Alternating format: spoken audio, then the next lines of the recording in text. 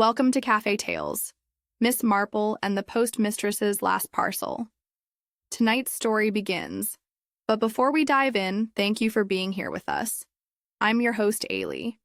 And isn't it wonderful how these mysteries bring us together from all corners of the world? Leave a comment letting us know where you're listening from. I read every single one. And don't forget to subscribe for new stories every day. Now, let's begin the mystery. Chapter 1. The Last Clearance at 6. The little sub-post office of St. Mary Mead possessed that particular quality of busy tranquility, which seems to belong exclusively to English village institutions. On this early March afternoon in 1954, with the pale spring light filtering through the small paned windows, the establishment hummed with the gentle efficiency that had made it the beating heart of village life for the past 20 years. Mrs. Maud. Pym stood behind the polished mahogany counter with the satisfaction of a woman who had found her proper place in the world. She was a neat, compact person in her early 50s, with iron-gray hair arranged in precise waves and spectacles that caught the light as she bent over her ledgers. Her second marriage to Leonard Pym had brought her not only contentment but this coveted position as postmistress, and she took her responsibilities to His Majesty's Postal Service with the utmost seriousness. The narrow shop, with its gleaming brass scales and orderly rows of stamps, possessed an atmosphere redolent of ink, string, and sealing wax. Behind the counter, a doorway led to the back room where parcels were sorted, and the safe stood sentinel over the day's takings. The red pillar box on the village green was visible through the window, and at this hour, before the 6:00 clearance, the shop maintained its customary air of purposeful activity. Leonard Pym emerged from the back room, carrying a scuttle of coal for the little black stove that kept the shop warm. He was a quiet man, some 10 years his wife's senior, with the weathered hands of one who kept bees and tended gardens. His marriage to the widow Maud Hartwell had surprised the village, but none could deny that the arrangement suited them both admirably. "Nearly time for the last clearance, my dear," he said softly, setting down the coal with careful precision. Nancy Rake looked up from where she was arranging penny stamps in their proper compartments. She was a pretty girl of 22 with bright brown eyes and an engaging smile that made her popular with the village customers. Her engagement to Eddie Pike, the cheerful telegram lad, was the source of much pleasant speculation among the local matrons. "Mrs. Hartwell's been asking about her pension book again," Nancy reported. "I told her it would arrive Thursday, same as always." At that moment, the shop door opened with its familiar tinkle of a bell, and several customers entered almost simultaneously. Miss Nye, Jane Marple came in first, moving with the careful precision of her 70-odd years, her knitting bag over her arm, and her shrewd blue eyes taking in everything with the gentle interest that was so characteristic of her. "Good afternoon, Mrs. Pym," she said pleasantly. "I do hope I'm not too late for the post to London." She was followed by Mrs. Dolly Bantry, resplendent in a new spring coat of electric blue that rather startled against her blonde hair. Lady Bantry possessed the comfortable assurance of one born to the landed gentry, though her marriage to Colonel Bantry had brought more happiness than fortune. "Marple, darling," she exclaimed, "how perfectly divine to see you. I've just had the most extraordinary letter from my cousin Mildred, and I simply must tell someone about it." The Reverend Leonard Clement entered next, his mild face bearing the patient expression of one accustomed to the trials of parish life. With him came his wife Griselda, a vivacious young woman whose modern ideas occasionally scandalized the more traditional villagers. "I do hope we're not too late," said the vicar apologetically. Griselda insisted on stopping to admire the daffodils in Miss Hartnell's garden, and you know how time flies when one is appreciating God's handiwork. Dr. Haydock, the local physician, bustled in behind them, his medical bag in hand, and his gruff manner suggesting he had little patience for social pleasantries. "Afternoon, Mrs. Pym. Any word from the hospital about young Thompson's x-rays?" Inspector Slack of the Much Benham police force brought up the rear, his official bearing somewhat at odds with the domestic atmosphere of the post office. He nodded briskly to the assembled company and approached the counter with purposeful stride. "Collecting a telegram, Mrs. Pym," he announced in his clipped professional voice. "Station said it would be here by 5:30. Mrs. Pym consulted a telegraph book with practiced efficiency. "Indeed it is," she said. "Inspector. Came through 20 minutes ago." She handed him the yellow envelope with a gravity she reserved for official communications. As Inspector Slack departed with a curt nod, the door opened once more to admit two customers who represented the newer elements of village society. Mr. Oliver Beechester was an elegant gentleman in his 40s with the smooth manners and expensive tailoring that marked him as a London antique dealer of some standing. His establishment in Much Benham had acquired a considerable reputation among collectors, and he was known to insure valuable parcels with meticulous care. Miss Isabel Larkin followed close behind, a young woman of perhaps 28, with the earnest demeanor of one dedicated to education. Her appointment as the new schoolteacher had been received with cautious approval by the village, though some of the older residents harbored doubts about her modern methods and the scientific textbooks that arrived regularly in parcels addressed to the school. "Good afternoon, Mrs. Pym," said Mr. Bachester in his cultured voice. "I have a rather special parcel for the London post, if I may trouble you." He approached the counter with a small, carefully wrapped package, handling it with the reverence due to something of considerable value. The wrapping was of good quality brown paper sealed with red wax that bore the impression of an ornate signet ring. "A painted miniature," he explained, placing the parcel on the brass scales. "18th century. Attributed to Causeway. Naturally, I require full registration and insurance." Mrs. Pym nodded approvingly. She had always respected customers who appreciated the proper procedures. "Certainly, Mr. Beechester. Shall we say $50 insurance?" "Make it 75 if you would be so kind. One cannot be too careful with such pieces." As Mrs. Pym began the careful process of weighing and documenting the parcel, the other customers waited with the patient good humor that characterized village life. Miss Marple observed the proceedings with quiet interest, while Mrs. Bantry engaged Miss Larkin in conversation about the upcoming spring fete. Mrs. Hartnell arrived at precisely 5 minutes to 6, her formidable presence causing a slight stir among the assembled company. She was a large woman with decided opinions on most subjects, and her weekly purchase of postal orders was invariably accompanied by a comprehensive review of village affairs. "I trust," she announced to the shop at large, "that something will be done about the Anderson boy's bicycle. 3 times this week it has been left blocking the path to the church gate. In my day, young people showed proper respect for their elders." Mrs. Pym looked up from her ledger, where she was entering the details of Mr. Beechester's parcel. "RL 317, she murmured, writing the registered letter number in her neat copperplate hand. She reached for the small sponge that sat in its porcelain dish beside the gummed labels, then frowned slightly. "How odd," she said, looking about the counter. "Nancy, dear, have you seen the sponge?" Nancy paused in serving Mrs. Hartnell and glanced over. "Why? It was there not an hour ago, Mrs. Pym. Perhaps it's fallen behind the counter." A brief search ensued, but the little sponge seemed to have vanished entirely. Mr. Beechester, consulting his pocket watch, made a small sound of concern. "I do hope this won't delay matters," he said courteously. "I'm rather anxious that this reaches London by tomorrow's first post."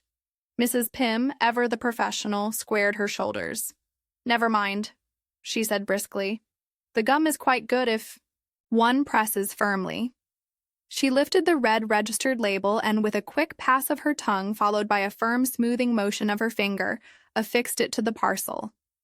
"There," she said with satisfaction, entering the final details in violet ink. "RL 317 1212 Oz. Address to Framley Fine Arts, Dean Street, London. That will be 4 shillings and 6 pence, including the registration fee." Mr. Beechester paid with exact change and tucked the counterfoil into his leather portfolio with evident satisfaction. "Most efficient as always, Mrs. Pym. The postal service is truly the backbone of English commerce."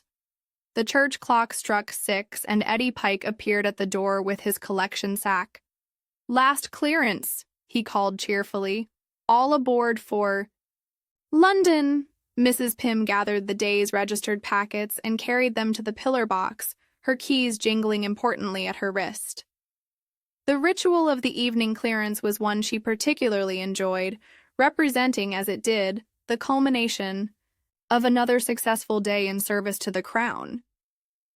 She returned to the shop as the customers began to disperse, waving goodbye to Mrs. Bantry and nodding cordially to the various departing villagers.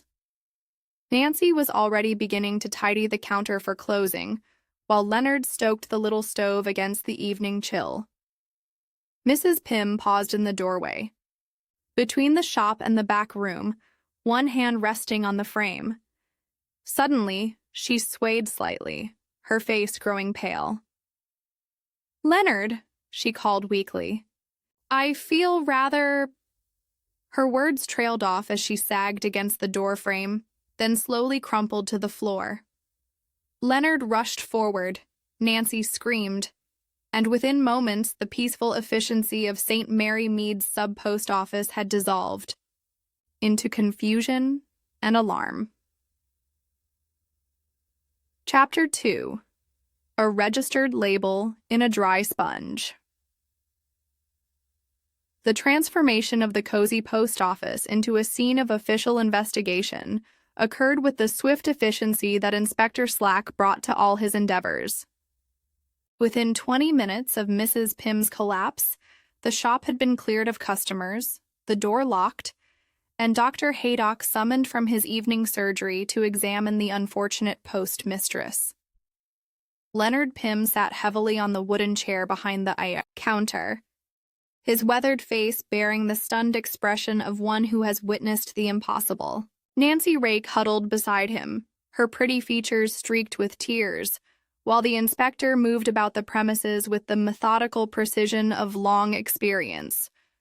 "Now then," said Dr. Haydock, rising from where he had been kneeling beside Mrs. Pym's still form, "I can confirm that death was virtually instantaneous. The symptoms suggest cardiac arrest, though there are certain peculiarities that warrant further investigation." He was a man of 65, gruff in manner, but possessed of considerable medical acumen. His reluctance to commit himself to a definitive cause of death was not lost on Inspector Slack, who paused in his examination of the counter to fix the doctor with a sharp look. "Peculiarities?" the inspector inquired.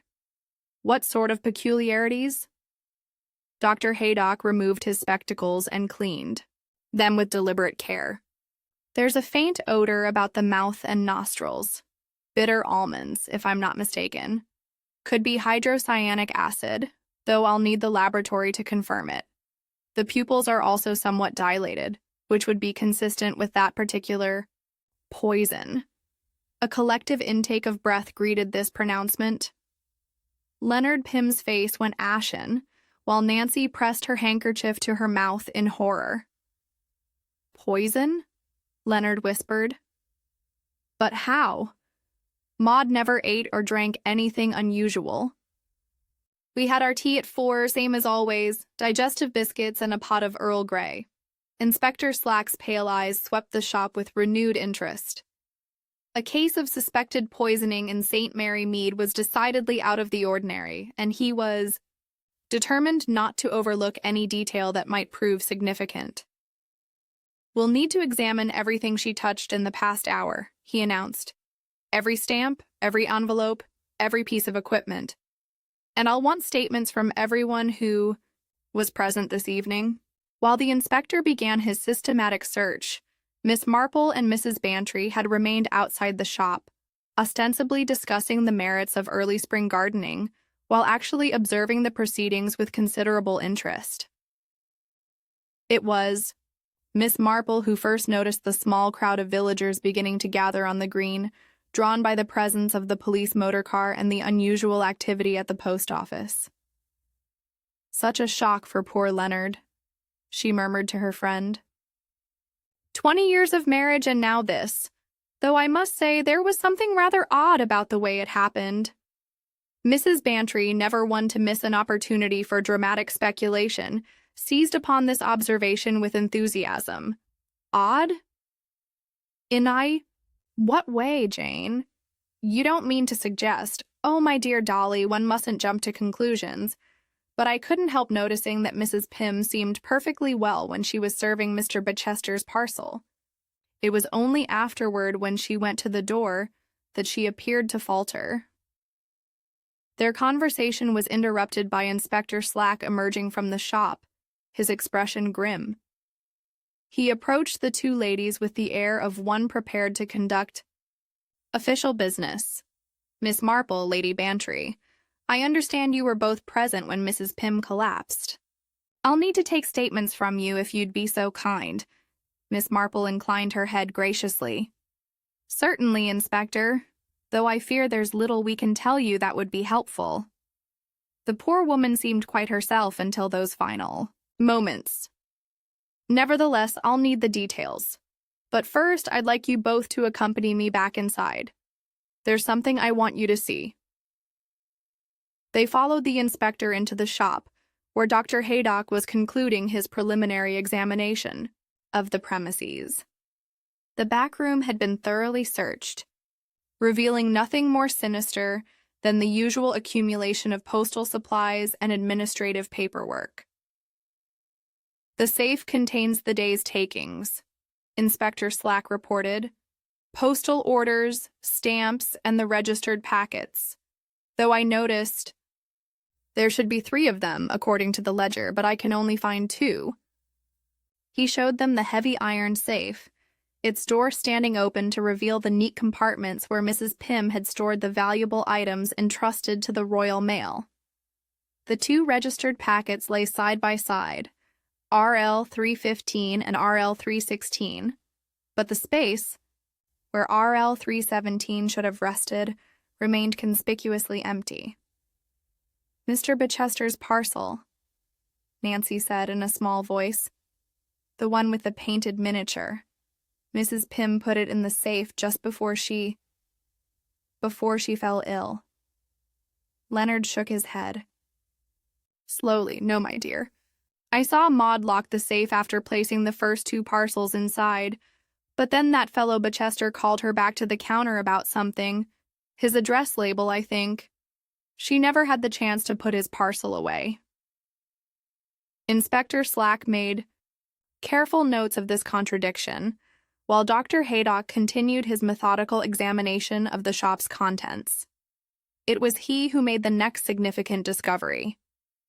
"Inspector," he called from beside the coal stove, "you might want to have a look at this."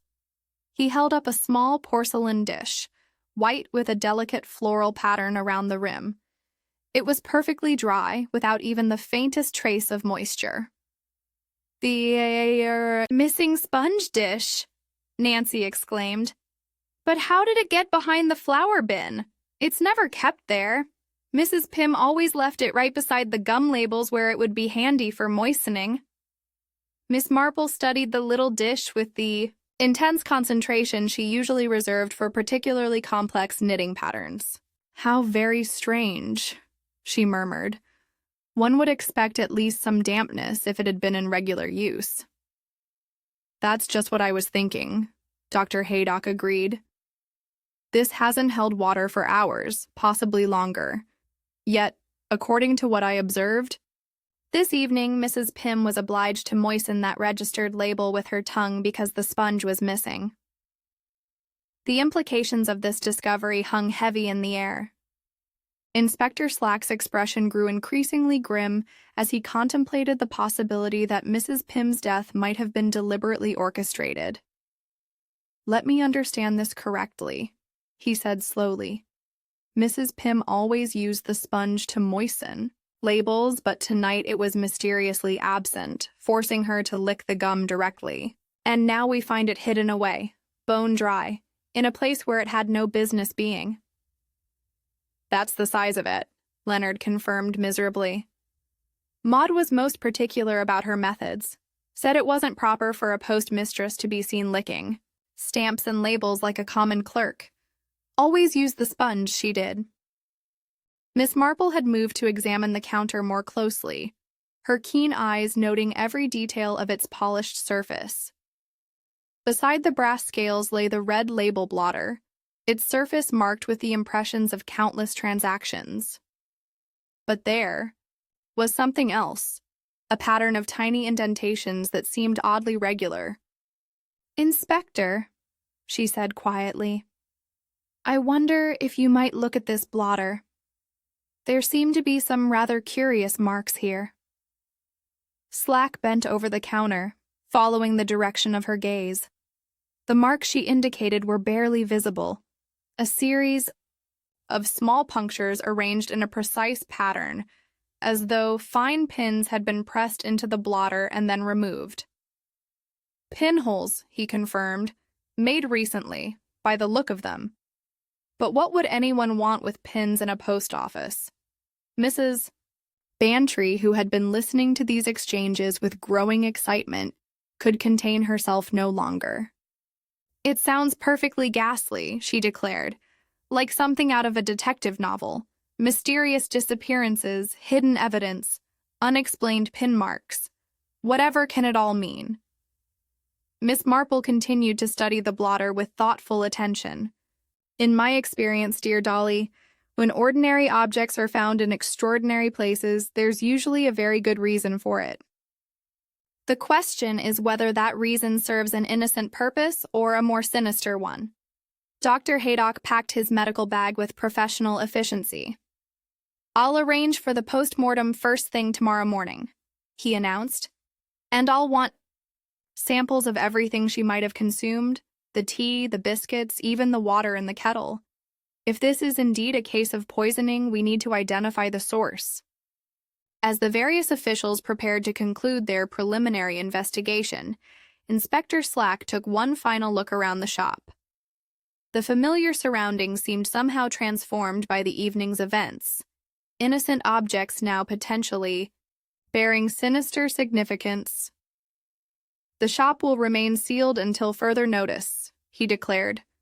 "Mr. Pym, I'm afraid you'll need to make alternative arrangements for postal services. This is now a potential crime scene." Leonard nodded numbly, the full impact of his changed circumstances beginning to register. The comfortable routine that had defined his married life lay in ruins, replaced by questions that seemed to have no ready answers. As they prepared to leave, Miss Marple paused beside the counter one final time, her attention caught by something that had thus far escaped notice. There, partially hidden beneath the brass weight used for holding papers, lay a single red gummed label, slightly dampened, as though it had been recently moistened and then abandoned. She said nothing, but her expression suggested that another, small piece of a very complex puzzle had just fallen into place. Chapter 3. Miss Marple Notices the Half-Ounce. The following morning brought one of those crisp March days that herald the approaching spring, with daffodils nodding cheerfully in cottage gardens and a promise of warmth in the pale sunshine. Miss Marple made her way across the village green at her customary measured pace, her knitting bag over her arm and her mind occupied with thoughts considerably less pleasant than the season's beauty. She found Mrs. Bantry already waiting outside the sealed post office, resplendent in a lavender coat that clashed magnificently with her blonde hair. Dolly had clearly dressed for the occasion, understanding instinctively that a mysterious death in St. Mary Mead required appropriate sartorial acknowledgement. "Jane, darling," she exclaimed as her friend approached. "Isn't it absolutely dreadful? I've barely slept a wink. Poor Mrs. Pym. Who could have imagined such a thing happening in our little village?" Miss Marple regarded her friend with affectionate understanding. Dolly's dramatic tendencies, while sometimes trying, possessed a certain useful quality in circumstances such as these. Her genuine distress over Mrs. Pym's death was tempered by an unmistakable excitement at finding herself involved in what promised to be a genuine mystery. "Most disturbing indeed," Miss Marple agreed. "I've been thinking about the events of yesterday evening, and there are several aspects that strike me as decidedly peculiar." Inspector Slack emerged from the post office at that moment, his official bearing suggesting another night of insufficient sleep and considerable frustration.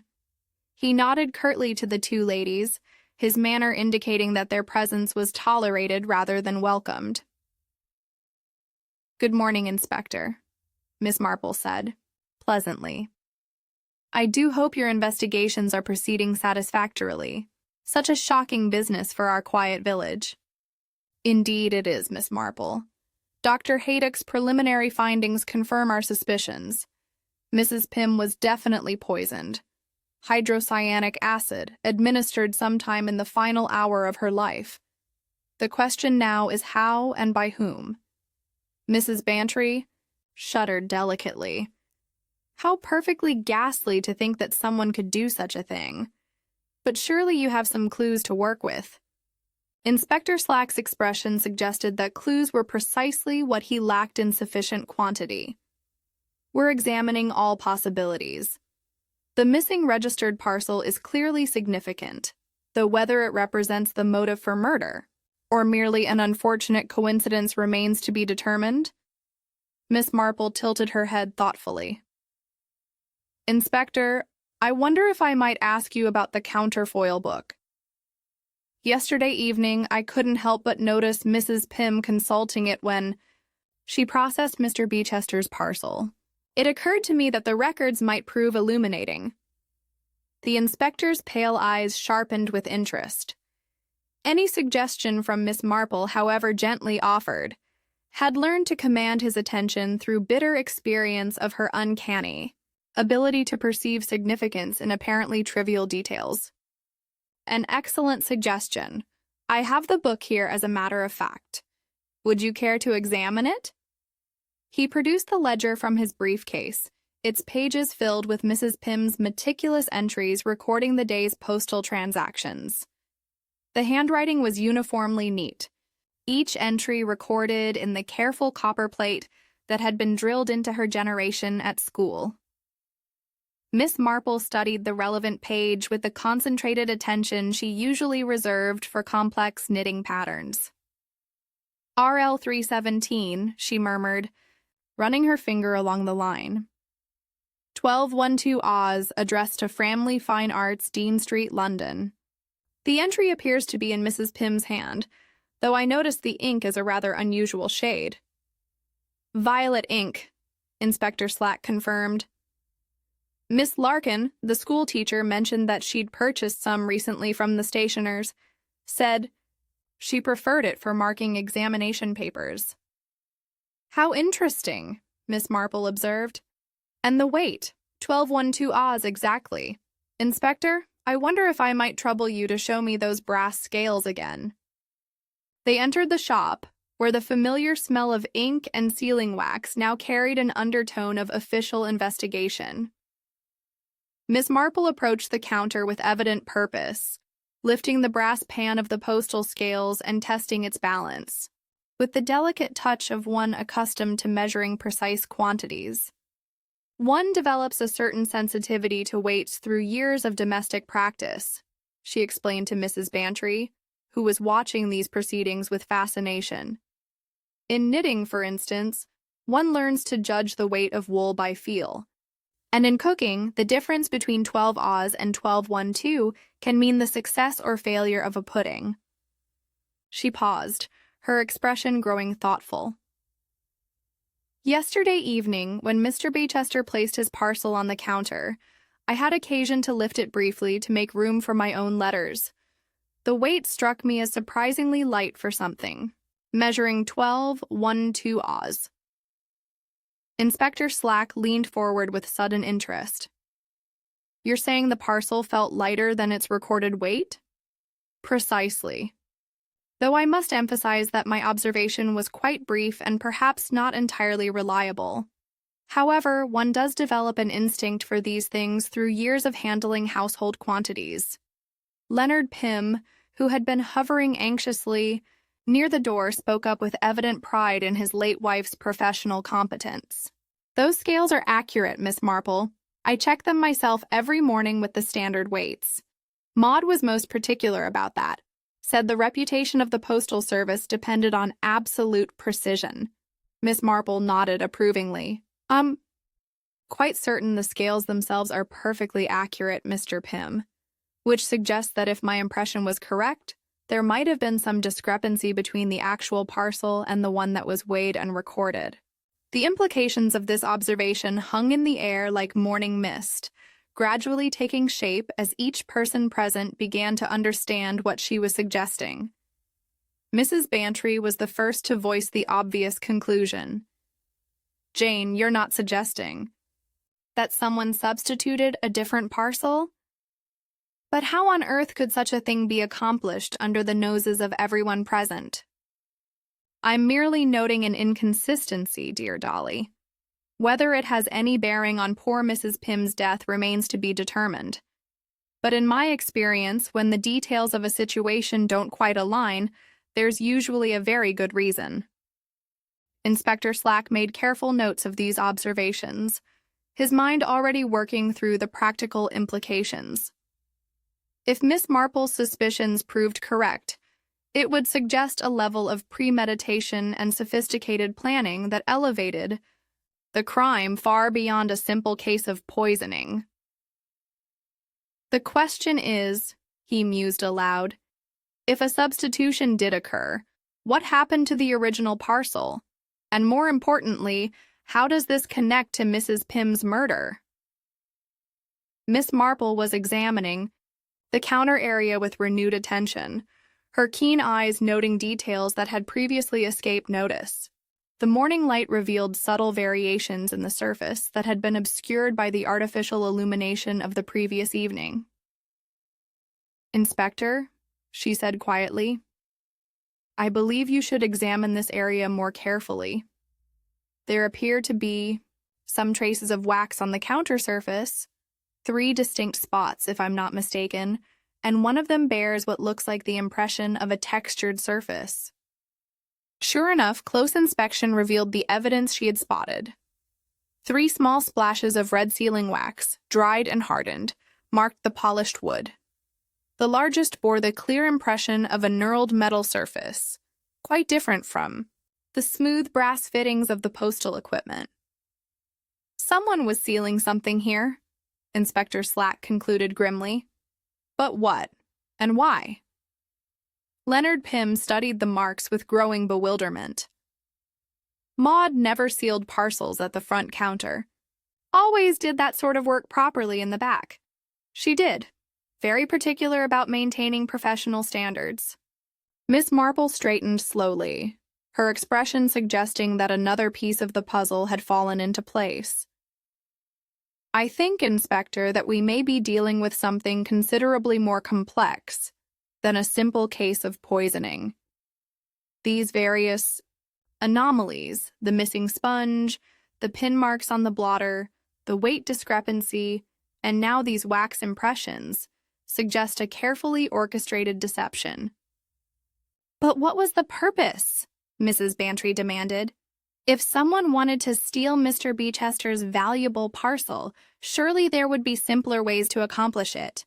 Indeed, there would, Miss Marple agreed, which suggests that the theft itself was not the primary objective, but rather a secondary benefit of a more elaborate scheme. The question we must ask ourselves is this: what could be accomplished by creating the appearance that a registered parcel had entered the postal system, when in fact it had never left the premises at all? Chapter 4. The ledger line in violet ink. The afternoon sun slanted through the post office windows as Inspector Slack spread the registered ledger open on the counter, its pages revealing the methodical record-keeping that had been Mrs. Pym's particular pride. Miss Marple adjusted her spectacles and bent closer to examine the entries, while Mrs. Bantry hovered nearby with the eager attention of one witnessing a real detective investigation. "The entries for yesterday are here," the inspector indicated, pointing to the bottom of the page. RL 315 and RL 316 were processed by Nancy Rake during the afternoon, both in blue ink, as you can see. The handwriting for these entries displays the slightly uneven characters typical of a young person, though Nancy's efforts at neatness were clearly evident. Each line recorded the essential details with proper attention to postal regulations. "And here is RL 317, Miss Marple observed, studying the final entry with particular care. "Mrs. Pym's handwriting is quite distinctive. That careful copper plate they taught in her generation. But the ink, violet," Inspector Slack confirmed. "As I mentioned, Miss Larkin has recently purchased violet ink for her school marking. She's admitted to having it with her yesterday evening." Miss Marple lifted the ledger slightly to catch the light more favorably. "Inspector, would you be so kind as to examine this entry more closely? There appears to be something unusual about the formation of the number 7. Under closer scrutiny, the digit revealed itself to be more complex than it had first appeared. The tail of the 7 crossed what seemed to be the faint impression of another numeral beneath, a 4 that had been partially erased before the correction was made. "Good heavens," Mrs. Bantry exclaimed. "It looks as though she started to write a different number entirely." "RL 314, Miss Marple murmured thoughtfully, "changed to RL 317. Most curious, particularly when one considers that Mrs. Pym was renowned for her accuracy in such matters." Leonard Pym, who had been listening to these observations with growing distress, shook his head slowly. Maud never made mistakes with the numbering. 20 years she'd been keeping those records and never once had to make a correction. She'd sooner start the entire page over than spoil it with erasers. Inspector Slack made careful notes of this revelation, yet here we have clear evidence of a correction made in some haste. "The erasure is incomplete, and the overwriting suggests it was done quickly, which might indicate," Miss Marple suggested gently, "that Mrs. Pym was not feeling entirely herself when she made this entry. Perhaps the effects of whatever ultimately proved fatal to her were beginning to manifest even as she attempted to carry out her duties." The inspector nodded grimly. This interpretation aligned with Dr. Haydock's preliminary assessment that the poisoning had been rapid, but not necessarily instantaneous. There might well have been a brief period during which Mrs. Pym experienced confusion or disorientation. "Signature line presents another interesting detail," Miss Marple continued, directing their attention to the customer's acknowledgement section. "Mr. Bechester's signature has quite a distinctive character.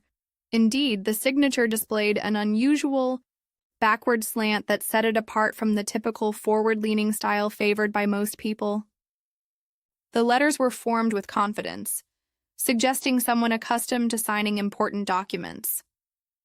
At that moment, Nancy Rake appeared at the shop door, her pretty face bearing traces of the previous evening's distress. Inspector Slack had requested her presence to clarify certain details about the events leading up to Mrs. Pym's collapse. "Good afternoon, Nancy," Miss Marple said kindly. "I do hope you're feeling somewhat better today. Such a terrible shock for you." "Thank you, Miss Marple. I still can't quite believe it's happened. Mrs. Pym was always so particular about everything being just so. She'd never have made a mistake with the numbering, not in 100 years. Inspector Slack showed her the corrected entry. Yet here, We have evidence that she did make such a mistake. Can you think of any reason why she might have been distracted or confused? Nancy studied the ledger with evident bewilderment.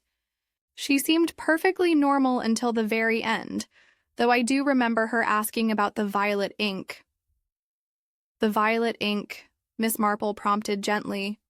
Yes, she noticed that I was using blue as usual for my entries, but she said she needed to borrow something different for the special registration. Miss Larkin was standing right there and offered to lend her fountain pen, said she'd just filled it with that new violet ink she'd bought. This revelation cast the evening's events in a somewhat different light. Mrs. Bantry was quick to voice the obvious implication. So Mrs. Pym was using Miss Larkin's pen when she made that entry. How perfectly convenient for someone who wanted to implicate the poor school teacher. Miss Larkin herself chose that moment to appear at the shop entrance. Her earnest face flushed with embarrassment at overhearing this remark. I do hope there's no suggestion that I had anything to do with poor Mrs. Pym's death. I merely offered the use of my pen as a courtesy. Of course, my dear, Miss Marple said soothingly. No one is suggesting anything improper on your part. But you did lend your pen to Mr. Bicester as well, did you not? Miss Larkin's flush deepened. Well, yes, as a matter of fact, I did. He mentioned needing to address his parcel properly, and since I had already offered it to Mrs. Pym, it seemed only polite. And when he returned it to you, it was rather sticky, actually. He apologized and said he'd accidentally gotten some sealing wax on. The nib. I had to clean it quite thoroughly when I got home. Inspector Slack's interest sharpened considerably. Sealing wax. When would Mr. Bachester have been handling sealing wax in the post office? I'm sure I don't know, Miss Larkin replied uncertainly. Perhaps he was preparing something else for posting. He did have that leather portfolio with him. Miss Marple had been listening to this exchange with the concentrated attention she brought to particularly complex knitting patterns. Miss Larkin, could you describe Mr. Bichester's portfolio in more detail? I noticed him consulting it yesterday evening, but I didn't observe it closely. It was quite elegant, actually. Dark brown leather with brass corners and 2 brass clasps. He opened it on the counter when he was looking for his address card, and I couldn't help noticing that he secured it with a pair of brass drawing pins while he worked. Drawing pins, Mrs. Bantry exclaimed. How unusual to carry such things. About. Artists and dealers often do, Miss Larkin explained, for displaying samples or securing documents for examination. The pins had rather ornate heads, knurled brass, quite decorative. Miss Marple and Inspector Slack exchanged significant glances. The knurled brass impression in the sealing wax on the counter suddenly took on new meaning, as did the pattern of pinholes discovered on the red label blotter. Inspector, Miss Marple said quietly, I believe we may be beginning to understand the mechanics of what occurred yesterday evening. The question remains whether it represents an elaborate theft or something far more sinister. Nancy had been following this conversation with growing alarm. You're not saying that Mr. Bachester? But he's such a gentleman, always so polite and proper when he comes in to post his valuable items. Appearances, my dear, Miss Marple observed gently, can be most deceiving. In my experience, those who take the greatest pains to appear respectable often have the most compelling reasons for doing so. The afternoon light was beginning to fade as they concluded their examination of the ledger.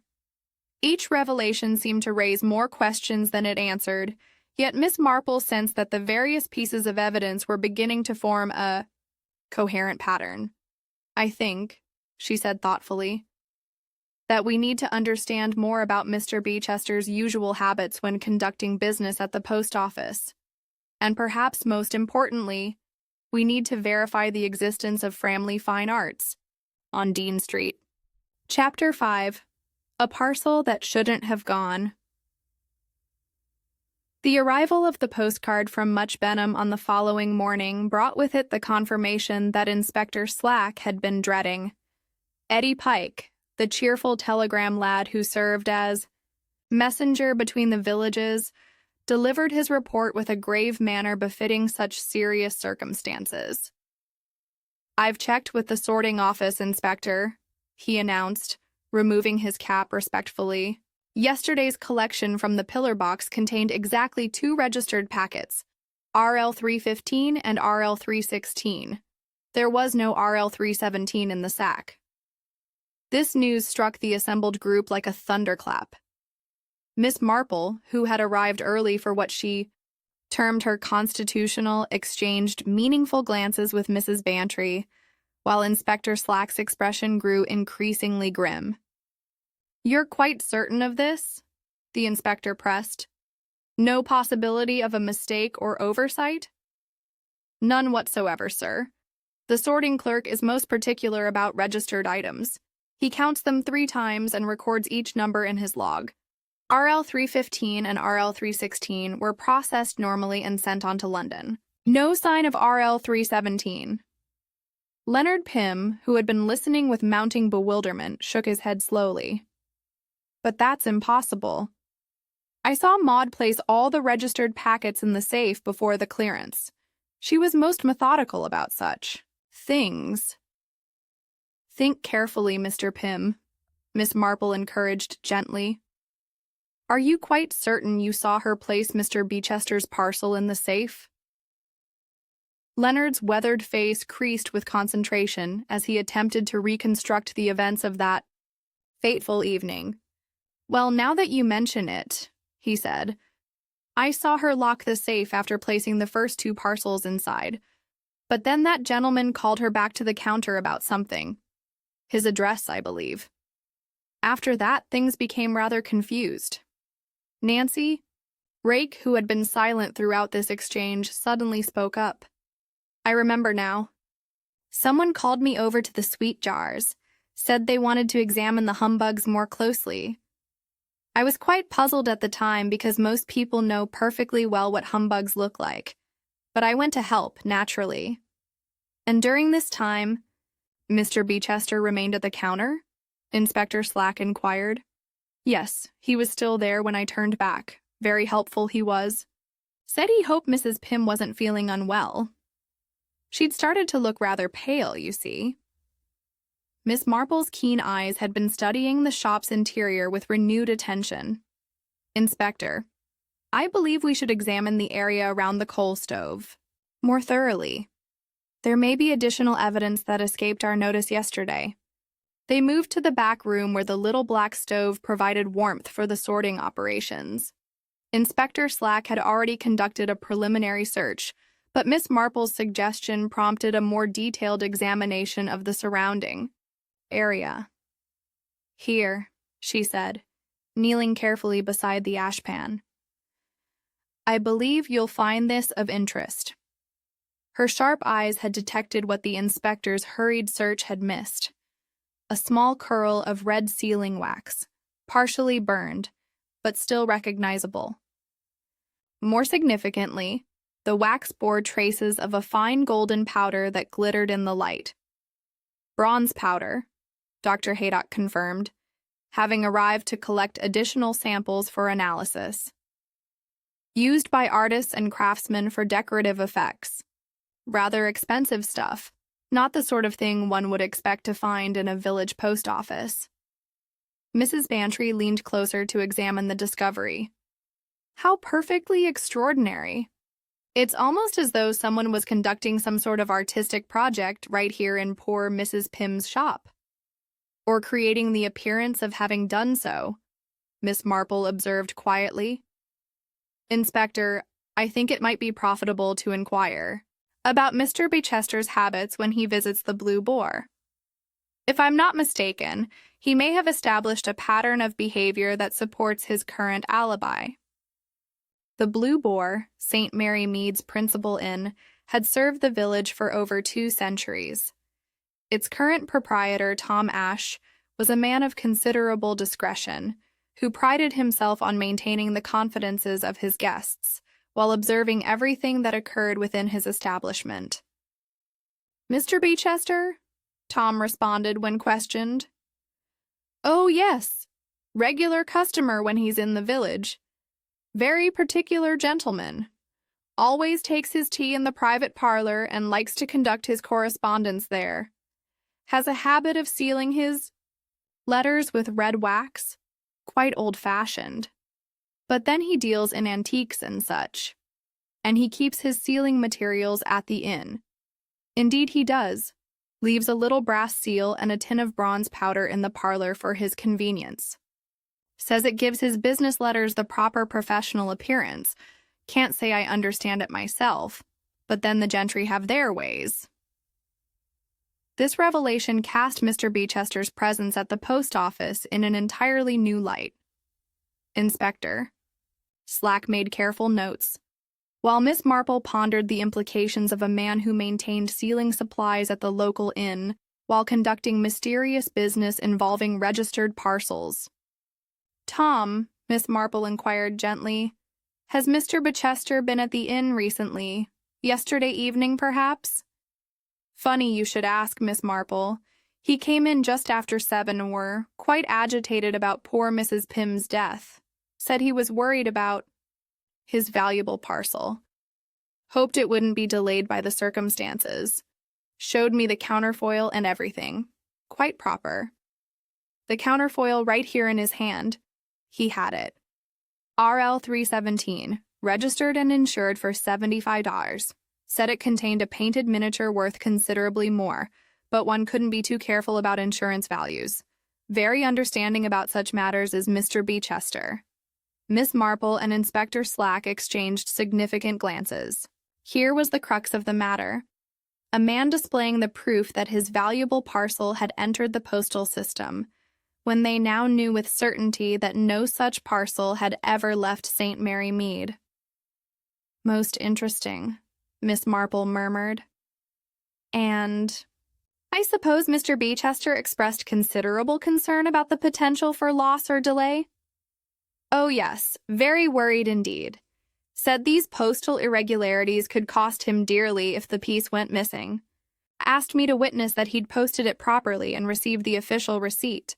Very thorough, very professional." As they walked back across the village green, Mrs. Bantry could barely contain her excitement. "Jane, this is becoming positively thrilling. It's clear that dreadful man has perpetrated some sort of elaborate fraud. But how does poor Mrs. Pym's murder fit into the scheme?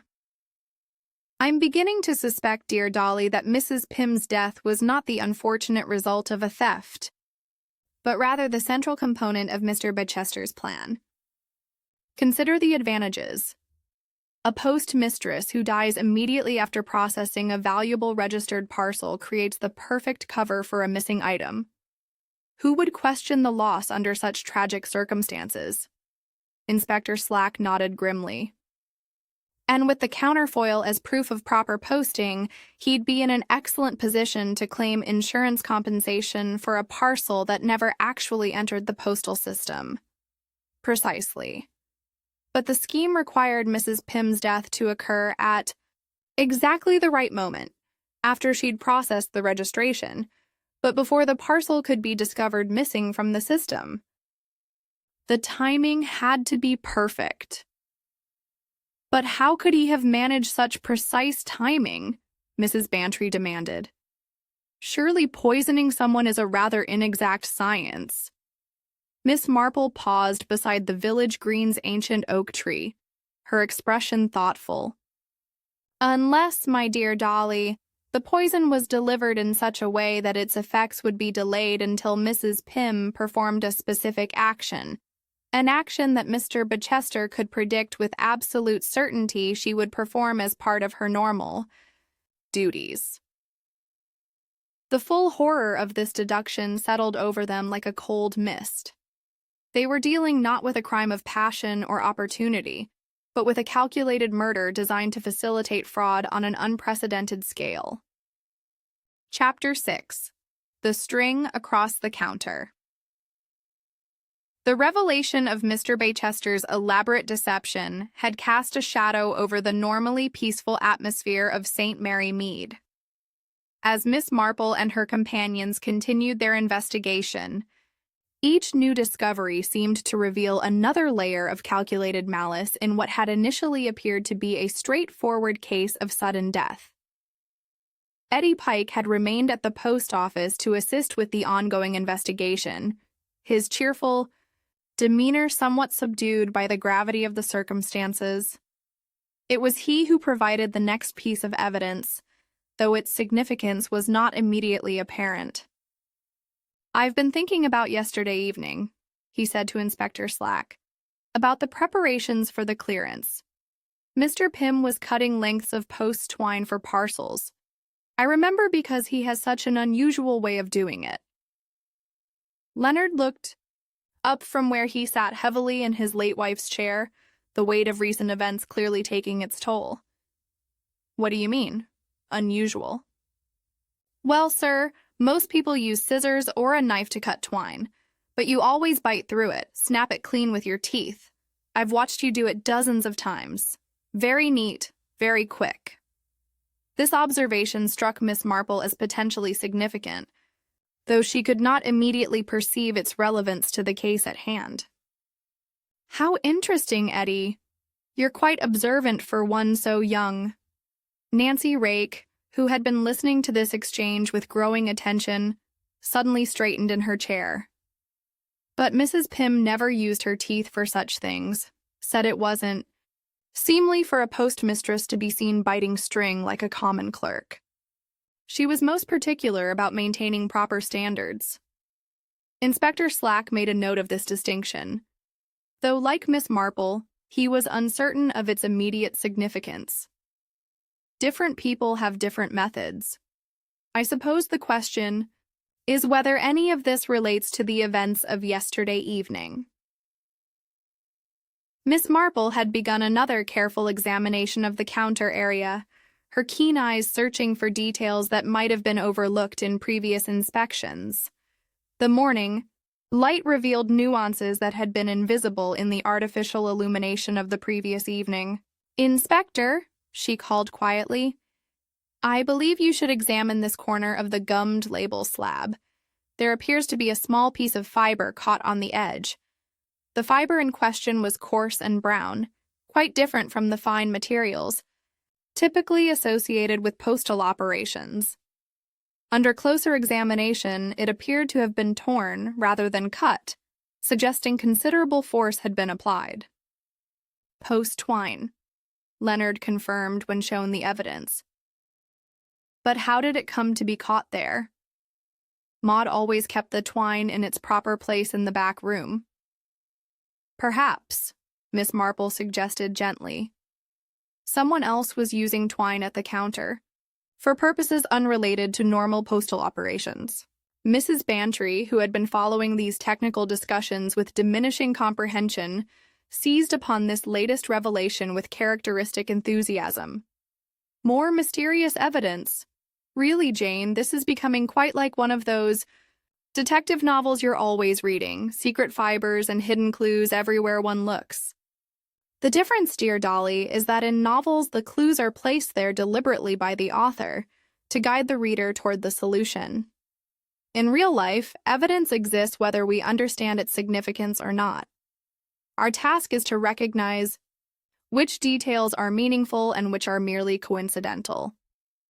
Dr. Haydock chose that moment to arrive with his preliminary analysis of the various samples collected from the post office. His expression was grim as he consulted his notes. "The traces of hydrocyanic acid are definitely present on the gummed surface of the registered label we recovered," he reported. "Minute quantities, but sufficient to prove fatal if ingested directly. The poison appears to have been applied in solution and allowed to dry, leaving virtually no trace visible to the naked eye." This confirmation of their suspicions sent a collective shudder through the assembled group. The calculated nature of the crime was becoming increasingly apparent. "Doctor," Miss Marple inquired, Would such a preparation require special knowledge or equipment? Not particularly. Hydrocyanic acid is unfortunately not difficult to obtain for someone with the proper connections. Photographers use it in certain developing processes, and it has various industrial applications. The main requirement would be extreme care in handling. It's as dangerous to the person applying it as to the intended victim. Inspector Slack was studying the layout of the counter with renewed attention. The question is how the poisoned label came to be in Mrs. Pym's possession at the crucial moment. We know she reached for the sponge, found it missing, and was obliged to moisten the label with her tongue, which suggests, Miss Marple observed, that someone had prepared the poisoned label in advance and arranged for it to be the one used for Mr. Bechester's parcel. But how could such timing be guaranteed? Nancy had been listening to these speculations with growing unease. "There's something I should mention," she said hesitantly. "Yesterday evening, when Mr. Bichester was at the counter, he opened that leather portfolio of his and propped it up with drawing pins. Said he needed to find his address card for the parcel." "Drawing pins," Mrs. Bantry repeated. "The same ones that left those marks on the blotter." "I believe so. They had ornate heads, quite decorative, not like the plain ones we use for notices. He was very careful about arranging them just so, said he wanted to keep his papers neat while he worked." Miss Marple's expression had grown increasingly thoughtful as she absorbed this information. "Nancy, did you notice where exactly Mr. Beechester placed his portfolio? Was it near the gummed labels?" "Why, yes, now that you mention it. Right beside the label dispenser, in fact. He said he needed good light to read his address properly." The implications of this revelation were becoming clearer with each passing moment. Inspector Slack was already beginning to formulate a theory about how the substitution might have been accomplished. If Mr. Beechester had prepared a poisoned label in advance, he mused, he could have used the drawing pins to secure it within his portfolio. Then, while appearing to search for his address card, he could have effected a substitution, removing the poisoned label and securing it where Mrs. Pym would naturally reach for it. "But the timing would still need to be perfect," Mrs. Bantry objected. "How could he be certain that Mrs. Pym would use that particular label at that particular moment?" Miss Marple had been studying the arrangement of equipment on the counter, with the intense concentration she usually reserved for complex knitting patterns. "I think, my dear Dolly, that the answer lies in understanding exactly how the sponge came to be missing at the crucial moment. If someone could ensure that Mrs. Pym would be obliged to moisten the label directly, the timing becomes much more manageable." "You mean the missing sponge was part of the plan all along?" "Indeed, and I suspect that if we examine Mr. Beechester's movements more carefully, we will discover that he had ample opportunity to remove the sponge dish and conceal it behind the flour bin where it was later discovered." The picture of Mr. Beechester's elaborate preparation was becoming increasingly clear. Every detail of his plan had been calculated to ensure that Mrs. Pym would perform the exact action necessary to trigger her own death at precisely the moment that would best serve his fraudulent purposes. Chapter 7. The Pinholes in the Red Label. The arrival of Dr. Haydock's complete laboratory analysis brought with it the final confirmation of what the investigators had increasingly suspected. The elderly physician spread his report across the post office counter with the methodical precision that characterized all his professional endeavors. "The presence of hydrocyanic acid is beyond question," he announced gravely. "Not in the tea service as we initially suspected, nor in any of the foodstuffs. The poison was concentrated entirely on the mucous membranes of the mouth, suggesting direct oral contact with the contaminated surface."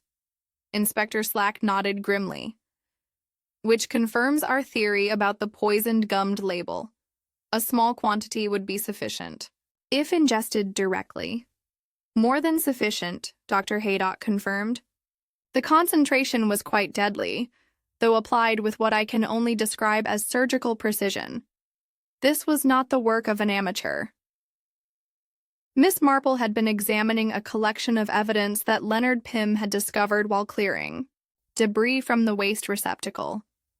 Among the usual detritus of postal operations lay a single red gummed label, slightly dampened and bearing curious markings along its edge. "Inspector," she called quietly, "I believe this may prove illuminating." The label in question appeared ordinary at first glance, but closer examination revealed two small puncture marks precisely positioned along the gummed edge.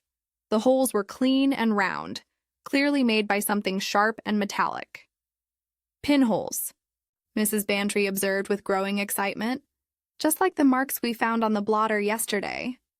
Miss Marple placed the label carefully on the counter and produced a small ruler from her knitting bag. 1¼ inches apart, if I'm not mistaken. Quite precise spacing for random damage. Nancy Rake leaned closer to examine the evidence.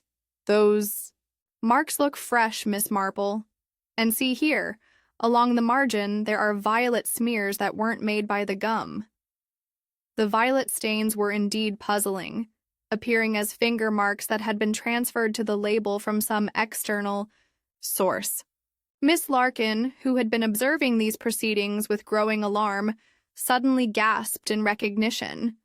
"My fountain pen," she exclaimed. "Mr. Beechester borrowed it yesterday evening to address his parcel. When he returned it, the nib was covered with something sticky.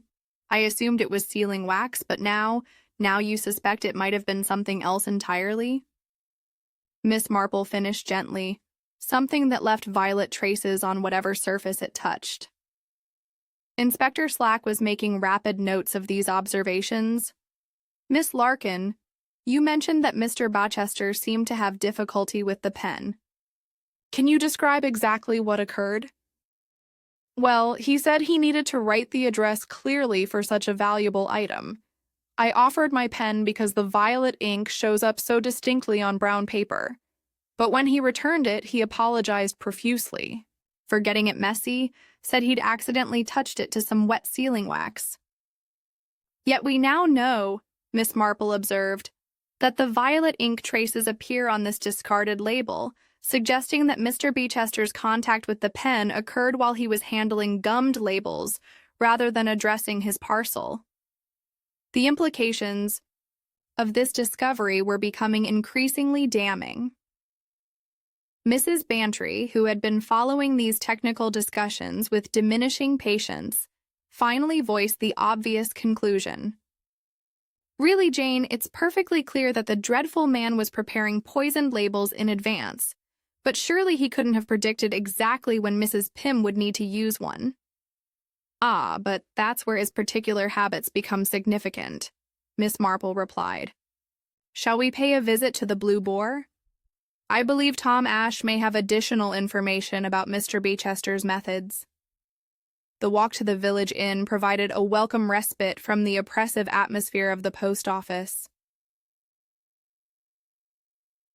The Blue Boar stood at the heart of St. Mary Mead, its weathered stone walls and mullioned windows bearing witness to centuries of village life.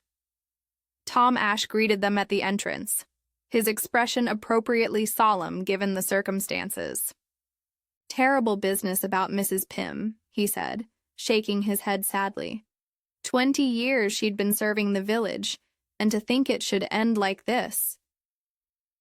"Indeed," Miss Marple agreed. "Tom, we were hoping you might tell us more about Mr. Beechester's usual practices when he visits the inn, particularly his habit of sealing correspondence." Tom's weathered face brightened with professional pride. "Oh, he's quite the traditionalist, is Mr. Bachester. Always seals his important letters with red wax using that brass seal of his. Keeps a little tin of bronze powder here as well. Says, it gives the proper finish to business correspondence." "Bronze powder," Inspector Slack repeated with interest. the same substance we found traces of in the post office. Very particular about it. Shows his customers how the old methods are still the best for valuable items. His little dog likes to watch the process. Always gets wax on its whiskers, the poor creature. Miss Marple's eyes sharpened with sudden interest. His dog? I don't recall seeing a dog yesterday evening. Little terrier, white with brown patches. Usually waits outside the post office when Mr. Bichester conducts his business there. Yesterday evening it came scratching at the door here just after 7, looking for its master. Had fresh wax on its muzzle as usual. This detail struck Inspector Slack as potentially significant. You're saying the dog arrived here shortly after Mrs. Pym's collapse with fresh sealing wax on its face? That's right. Mr. Bichester arrived about 10 minutes later, quite agitated about the whole business. Said he was worried about his valuable parcel. What with the postmistress taking ill so suddenly? Mrs. Bantry was practically vibrating with excitement. Don't you see? The dog proves that Mr. Bichester was sealing something just before he arrived at the inn. But if he'd finished his postal business, what could he have been sealing? Miss Marple nodded thoughtfully. A very astute observation, Dolly. The timing suggests that Mr. Bichester was engaged in some form of sealing activity immediately after leaving the post office. Activity that left traces of wax on his pet's whiskers. They returned to the post office to find that Leonard Pym had made another discovery while sorting through the accumulated evidence. Hidden beneath a stack of postal forms, he had found a small brass drawing pin with an ornate knurled head. This isn't ours, he said firmly. Maud always used plain steel pins for notices. This fancy piece doesn't belong in the equipment. Inspector Slack examined the pin carefully, noting its distinctive design. The pattern matches the impression we found in the sealing wax on the counter. Mr. Bichester appears to have left behind more evidence than he intended. Miss Marple was studying the arrangement of evidence with the concentrated attention she brought to particularly complex problems. The poisoned label, the violet ink traces, the precisely spaced pinholes, and now the ornate drawing pin, were beginning to form a coherent picture of elaborate preparation and careful execution. I believe, she said slowly, that we're beginning to understand the mechanics of Mr. Bichester's deception. The question that remains is whether we can prove his guilt beyond reasonable doubt. Inspector Slack's expression was grim but determined. With the evidence we've accumulated, I think we have sufficient grounds for a confrontation. The violet ink traces alone demonstrate that he was handling gummed labels with Miss Larkin's pen, despite claiming to use it only for addressing his parcel, and the pinholes prove that he was securing labels with his decorative drawing pins. Mrs. Bantry added triumphantly, probably drying them after applying the poison. Miss Marple nodded slowly. Yes, I think we're ready to test our theory, but we must be very careful in how we proceed. Mr. Bichester has already demonstrated considerable cunning in planning this crime. We cannot afford to underestimate his ability to explain away, apparently, damning evidence.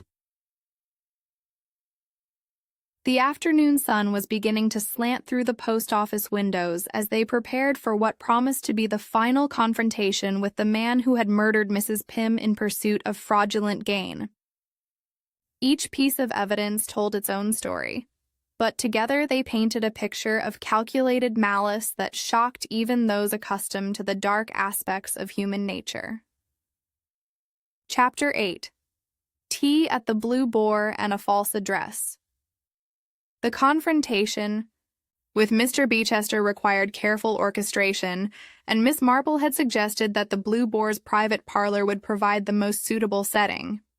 The afternoon tea hour would offer a natural pretext for the meeting, while the inn's familiar surroundings might encourage the suspect to maintain his customary air of genteel respectability. Mr. Bichester arrived promptly at 4 hours, his elegant, bearing an expensive tailoring, creating an impression of unassailable respectability. He greeted Miss Marple and Mrs. Bantry with courteous formality, expressing appropriate concern for the tragic circumstances that had befallen the village. "Such a dreadful business," he said, settling into his chair with practiced ease. "Poor—" Mrs. Pym was the very soul of efficiency. Her loss will be felt keenly by everyone who valued proper postal service. Inspector Slack had positioned himself discreetly in the adjoining room, ready to intervene should the conversation take an unexpected turn. Miss Marple poured tea with her customary grace, while Mrs. Bantry struggled to contain her excitement at participating in what promised to be a dramatic revelation. "Indeed, Mr. Bichester," Miss Marple agreed pleasantly, "we've all been quite concerned about the implications of her sudden death, particularly regarding the postal items that were in her care at the time." Bichester's expression remained perfectly composed, though Miss Marple's keen eyes detected a slight tightening around his mouth. "Naturally, I'm concerned about my own parcel. A painted miniature of considerable value, properly registered and insured. I do hope the irregularities won't affect the Postal Service's liability." He produced the counterfoil from his leather portfolio with a flourish, displaying it as evidence of his proper compliance with postal regulations. The paper bore Mrs. Pym's careful notation: RL 317, 75 Insurance, addressed to Framley Fine Arts, Dean Street, London. "Most impressive documentation," Miss Marple observed, studying the counterfoil with apparent admiration. "You're clearly a gentleman who understands the importance of proper procedures. Tell me, have you been dealing with Framley Fine Arts for very long?" "Several years," Rochester replied smoothly. "They specialize in 18th century miniatures, quite the most reliable dealers in London for such pieces. Their reputation in the trade is impeccable." Mrs. Bantry leaned forward with the eager curiosity that characterized her approach to all mysteries. "How fascinating! I don't suppose you have their card with you?" "My cousin Mildred is frightfully keen on miniatures, and she's always seeking reliable dealers." Bechester's hesitation was barely perceptible, but Miss Marple caught it nonetheless. "I'm afraid I don't carry their cards routinely," he said after a moment, "but I can certainly provide you with their address. Dean Street, number 47, if I recall correctly." Miss Marple smiled pleasantly. "How thoughtful of you. Though I wonder if I might trouble you to excuse me for just a moment. I promised Griselda Clement that I would telephone her this afternoon about the arrangements for Sunday's flowers." She rose with apparent artlessness and made her way to the telephone box that stood conveniently outside the inn. Her conversation was brief, but evidently productive, for she returned wearing an expression of quiet satisfaction. "Such a relief to have these domestic matters settled," she said, resuming her place at the tea table. "Now, where were we? Ah, yes, your valuable miniature and the reliable Framley Fine Arts." Beechester appeared perfectly at ease, though he glanced occasionally toward the door, as if considering the advisability of departing. "I do hope the postal authorities will be able to locate the parcel promptly. These delays can be quite costly when dealing with items of artistic significance." "I'm sure they're doing everything possible," Miss Marple assured him. "Though I must confess, Mr. Beechester, that my telephone conversation has raised a rather puzzling question about your business arrangements." The change in Bechester's demeanor was subtle but unmistakable. His practiced smile remained in place, but his eyes had grown watchful. "Oh? Nothing serious, I hope." "Well, it's rather embarrassing, actually. I asked Griselda to contact a friend of hers who works in the London art trade. Thought she might be able to recommend Framley Fine Arts to Mrs. Bantry's cousin, but it seems there's been some confusion about the address." Mrs. Bantry played her part perfectly, leaning forward with an expression of polite concern. What sort of confusion, Jane? According to Griselda's friend, there is no Family Fine Arts on Dean Street. In fact, there never has been such an establishment at that address. Rather peculiar, don't you think, Mr. Bachester? The silence that followed this revelation stretched uncomfortably long. Bachester's composure remained intact, but Miss Marple could see the rapid calculation taking place behind his eyes as he considered his options. How very strange, he said finally. Perhaps your friend was mistaken about the address. London can be quite confusing for those unfamiliar with the commercial districts. Perhaps, Miss Marple agreed gently. Though Griselda's friend was quite thorough in her inquiries, she checked with several colleagues in the trade, and none of them had ever heard of Family Fine Arts in any location. Inspector Slack chose that moment to emerge from the adjoining room, his official presence adding weight to the increasingly serious nature of the conversation.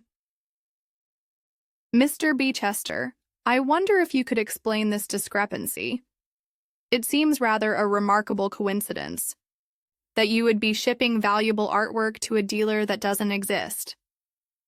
Bachester's mask of respectability was beginning to show signs of strain. I assure you, Inspector, that Family Fine Arts is a perfectly legitimate establishment.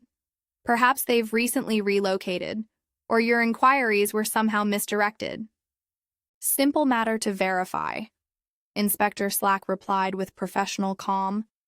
We can telephone the London directory and confirm the address immediately. That won't be necessary, Bachester said quickly. I'm quite certain there's been some misunderstanding. Perhaps we could discuss this at a more convenient time. Miss Marple set down her teacup with deliberate precision. I think, Mr. Bachester, that the time for discussion has passed. What we have here is clear evidence of a deliberate deception. A fraudulent address provided for what was undoubtedly a fraudulent insurance claim. You see, Mrs. Bantry added with growing confidence, it's all quite obvious once one understands the pattern. Create a valuable parcel, insure it heavily, arrange for its apparent loss, and then claim compensation from the postal authorities. Quite clever, really, except for the necessity of poor Mrs. Pym's death to provide suitable confusion. Bechester's facade finally cracked, revealing the calculating intelligence that had conceived and executed such an elaborate scheme. This is preposterous, he said, rising abruptly from his chair. I won't sit here and listen to these wild accusations from a group of village busybodies.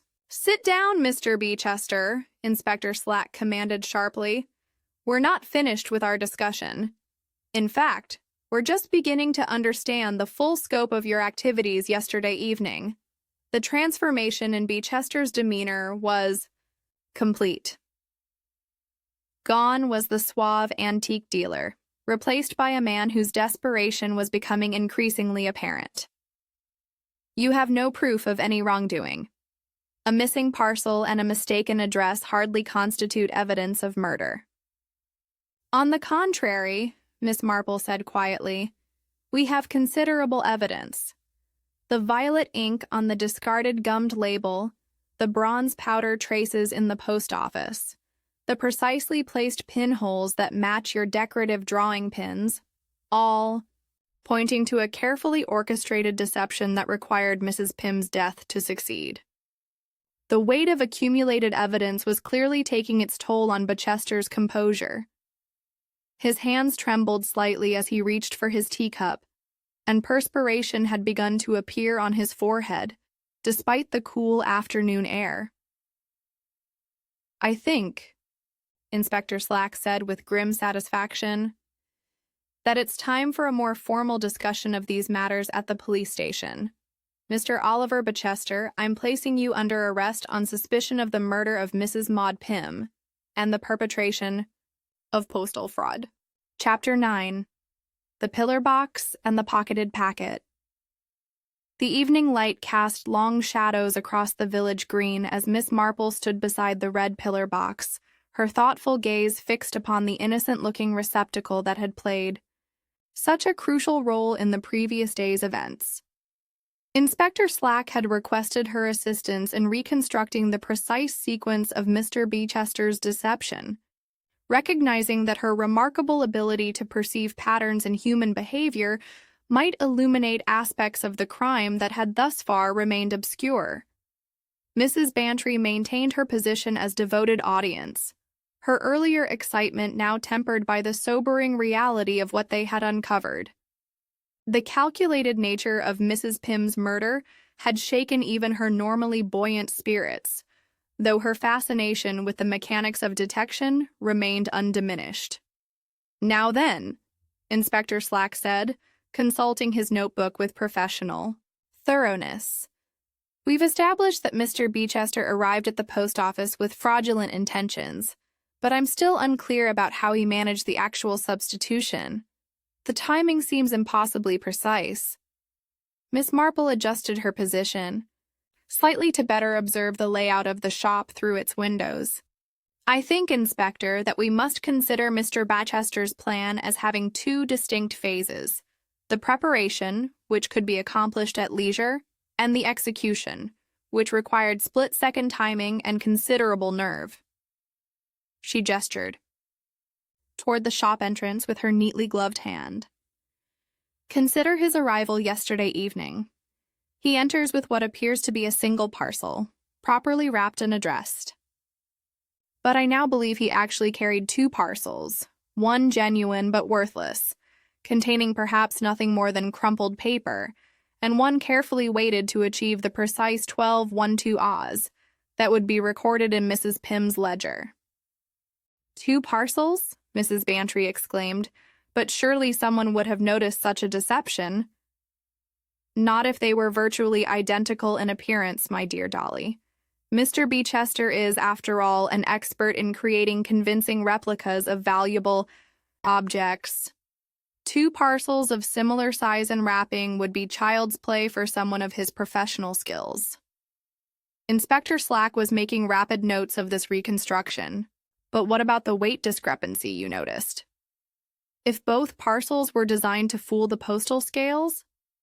"Ah, but that's where Mr. Beechester's plan reveals its true sophistication," Miss Marple replied. "The parcel I briefly handled, the one that felt surprisingly light, was the genuine article containing only worthless padding.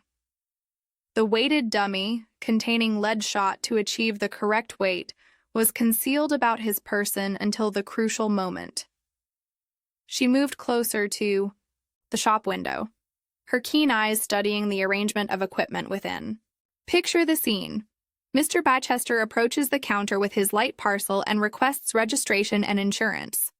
Mrs. Pym begins the standard procedure but discovers that her sponge dish is missing, removed earlier by Mr. Beechester during some pretext for examining postal rates or purchasing stamps, forcing her to moisten the gummed label directly."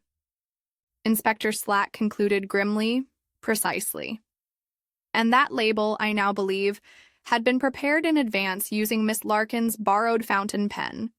The violet ink traces we discovered prove that Mr. Beechester was handling gummed labels with that particular pen, despite his claim to have used it only for addressing purposes." Mrs. Bantry was following this reconstruction with growing amazement.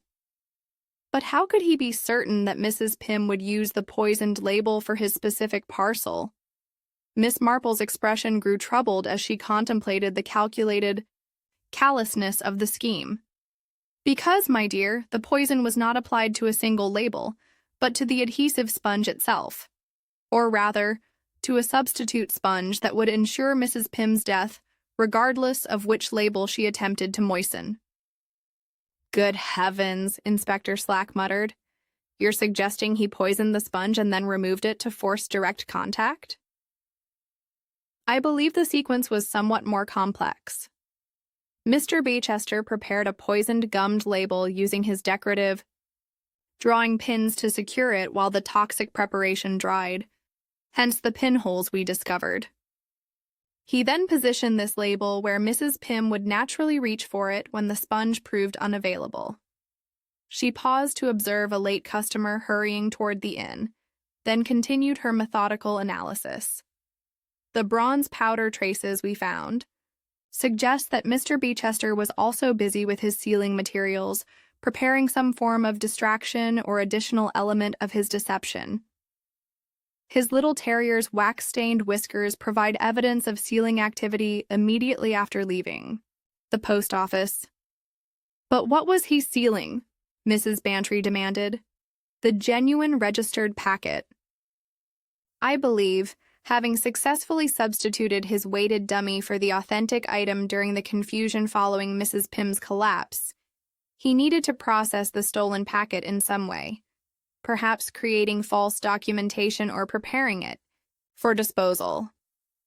Inspector Slack was studying the physical layout of the post office with renewed understanding, so the actual mechanism was sleight of hand during the moments of crisis following Mrs. Pym's poisoning. Exactly. While Nancy was distracted by Mrs. Pym's condition, and Leonard was attempting to assist his wife, Mr. Beechester had several crucial seconds to retrieve the properly stamped and registered RL 317 from wherever Mrs. Pym had placed it, substituting his worthless dummy. Miss Marple walked slowly around the pillar box, her movement suggesting the careful consideration of spatial relationships. The beauty of his scheme lay in its apparent impossibility. Who would suspect that a valuable registered packet could disappear from under the noses of multiple witnesses? Yet by creating precisely the right sort of confusion at precisely the right moment, he accomplished exactly that. And the counterfoil provided perfect documentation that the parcel had entered the postal system, Inspector Slack added grimly. Indeed. With Mrs. Pym's death providing tragic justification for any subsequent irregularities, Mr. Beechester could confidently claim insurance compensation for a parcel that had never actually left his possession. Mrs. Bantry shuddered at the cold calculation involved. To think that he planned poor Mrs. Pym's death simply to create confusion for his theft. It's absolutely monstrous. I'm afraid, my dear Dolly, that we're dealing with a criminal mind of considerable sophistication. The entire scheme required not only detailed knowledge of postal procedures, but also careful observation of Mrs. Pym's personal habits and the shop's daily routines. The evening shadows were lengthening as they concluded their reconstruction of the crime. Each element of Mr. Beechester's plan had been designed to exploit the trust and predictability that characterized village life, turning these very virtues into weapons against an innocent woman whose only crime had been conscientious attention to her duties. The question now, Inspector Slack said as they prepared to return to the inn, is whether we can persuade Mr. Beechester to confess to these details. We have the evidence to prove his guilt, but a full admission would certainly strengthen the case. Miss Marple's expression suggested that she had already given considerable thought to this problem. I believe, Inspector, that Mr. Beechester's greatest weakness is his pride in his own cleverness. Present him with a sufficiently detailed reconstruction of his methods, and he may find the temptation to correct our minor errors irresistible. You mean to flatter his ego into a confession? Something of that nature. In my experience, criminals who commit elaborate crimes often possess an overwhelming desire to be appreciated for their ingenuity, even when that appreciation comes from those seeking to bring them to justice.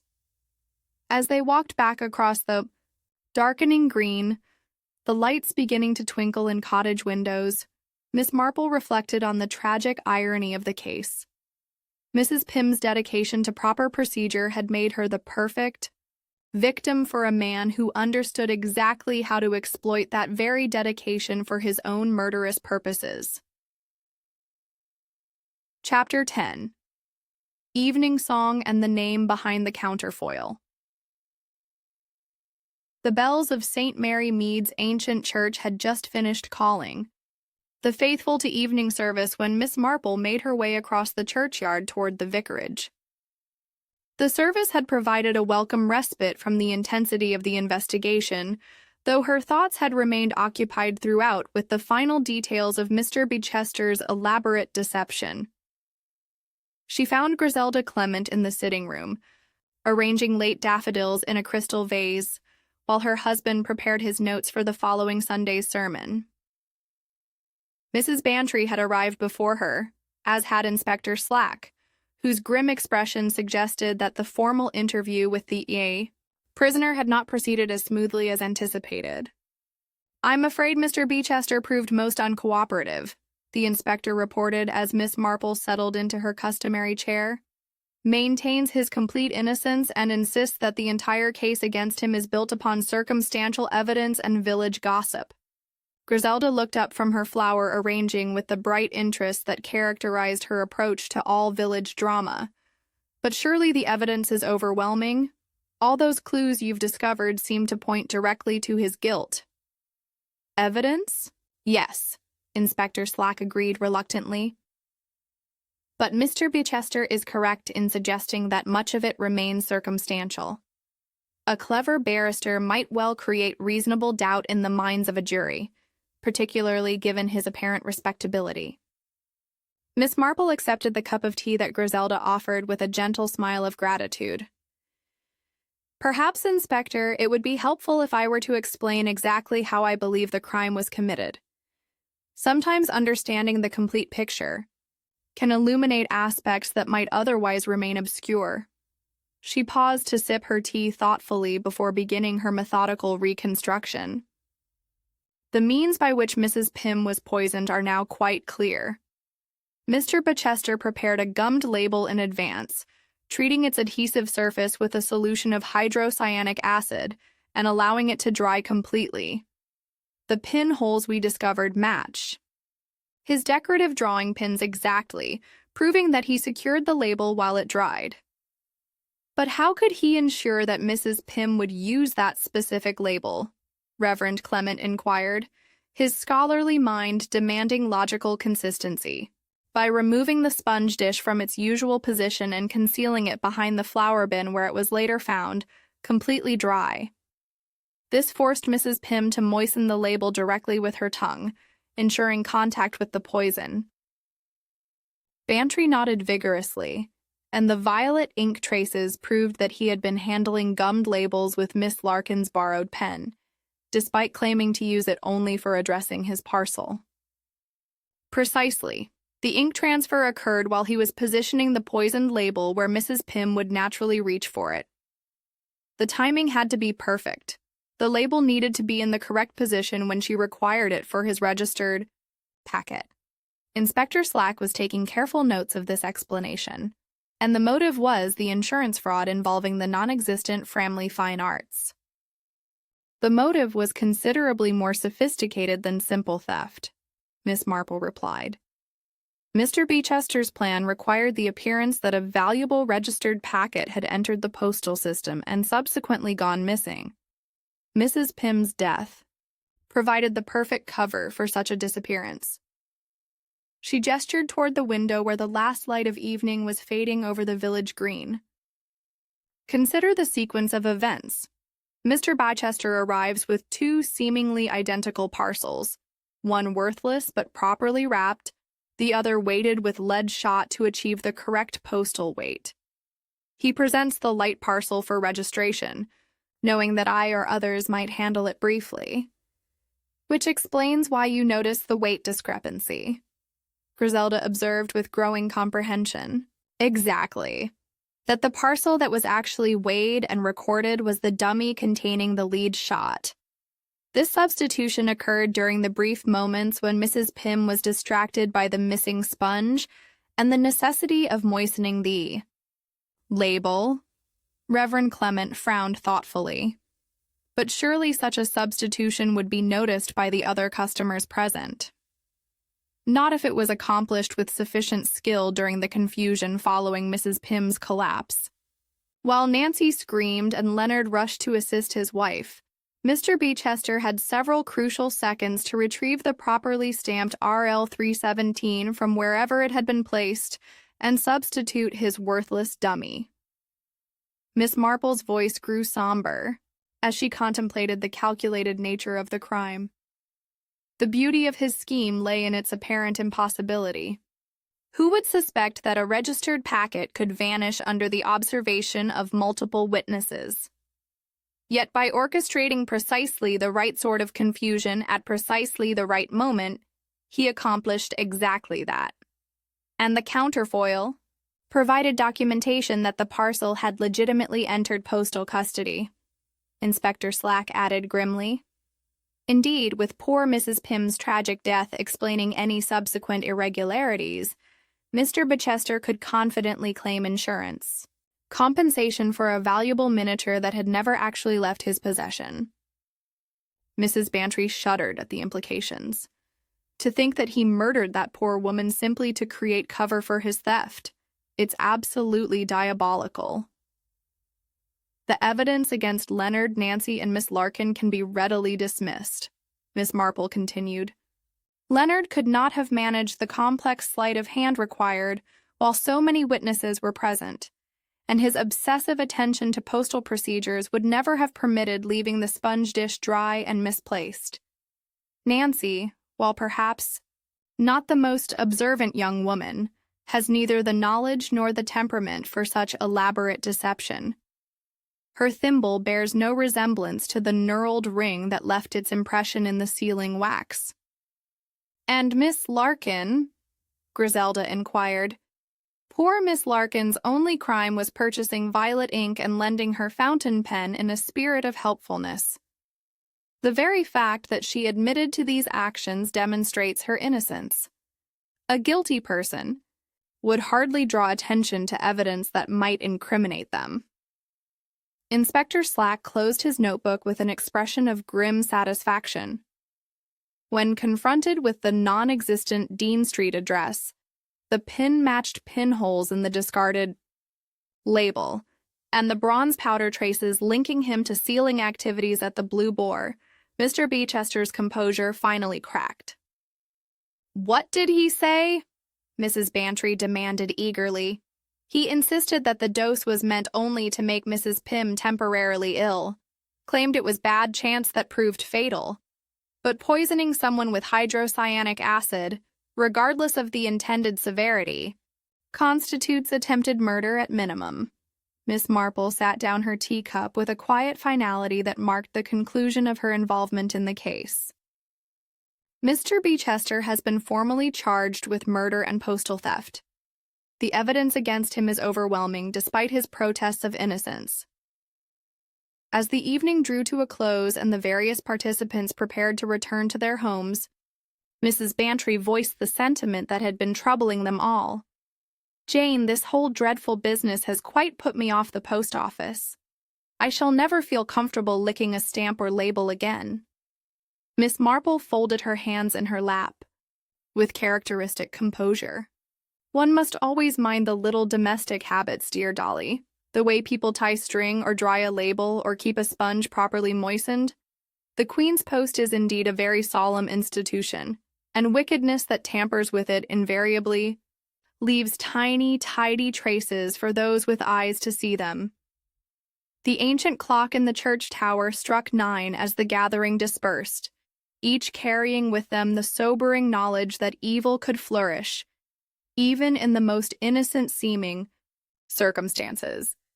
But they also carried the reassurance that justice, guided by careful observation and patient deduction, would ultimately prevail against even the most cunning deceptions. In the days that followed, St. Mary Mead would gradually return to its customary tranquility, though the memory of Mrs. Pym's dedicated service and tragic end would long remain in the hearts of those who had known and respected her.